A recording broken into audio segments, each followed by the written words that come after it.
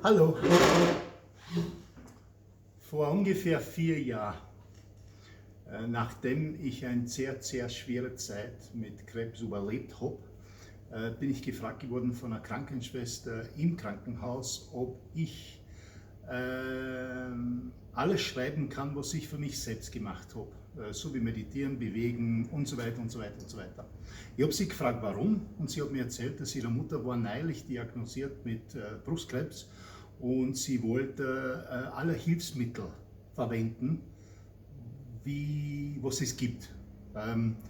Und aufgrund des, ich bin mehrmals durch schwierige Situationen gekommen, hat sie gemeint, dass es vielleicht was in meiner Erfahrung gibt, was hilfreich sein kann.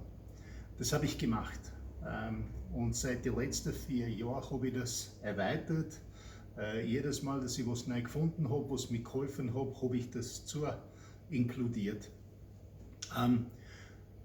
Ich glaube sehr fest, sehr, sehr fest, dass man kann für sich selbst sehr viel machen und man kann zusammen mit den Medizinern erfolgreicher sein, wenn man selbst ihre Gesundheit in eigene Hand teilweise unternimmt.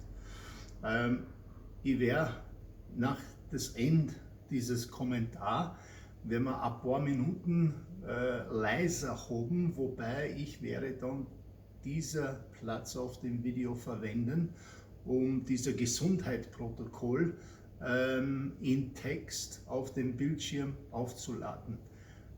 Es freut mich vielleicht, wenn Sie was sieht in dieser Protokoll, was bei Ihnen resoniert, und es wäre für mich eine Ehre, wenn Sie glauben, dass das Information mit anderen Menschen geteilt sollten sein, weil es auch Wert hat.